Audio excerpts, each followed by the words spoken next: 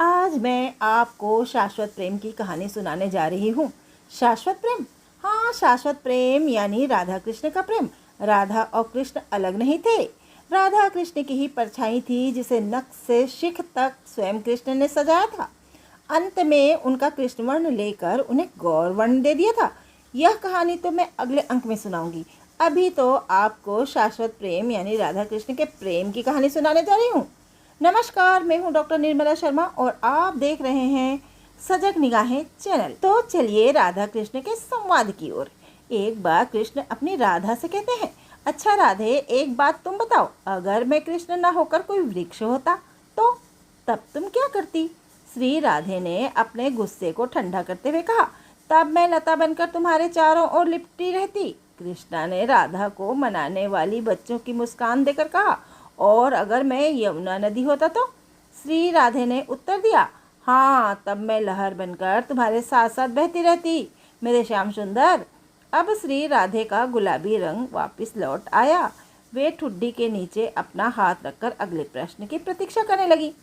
कृष्णा निकट घास चरती एक गौ की ओर संकेत करके बोले, अच्छा, यदि मैं उस गौ की तरह होता तो तुम क्या करती? श्री राधा हंसते हुए कान्हा जी के गाल खींचती हुई बोली, तो मैं घंटी बनकर आपके गले में झूमती रहती प्राणनाथ, परंतु आपका पीछा नहीं छोड़ती। फिर कुछ पलों तक वहाँ शांति छाई रही।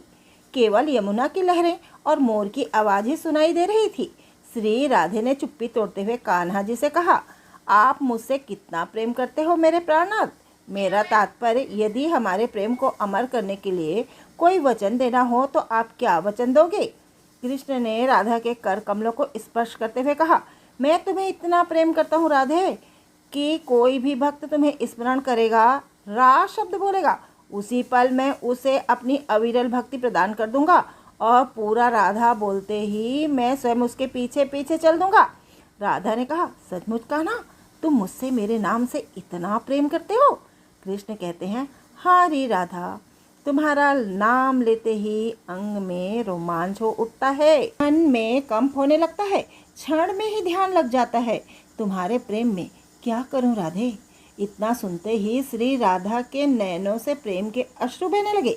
कृष्ण के हाथों को अपने हाथों में लेते हुए राधा ने कहा, और मैं आज ये वचन देती हूँ मेरे कान्हा कि मेरे भक्त को कुछ बोलने की भी आवश्यकता ही नहीं पड़ेगी।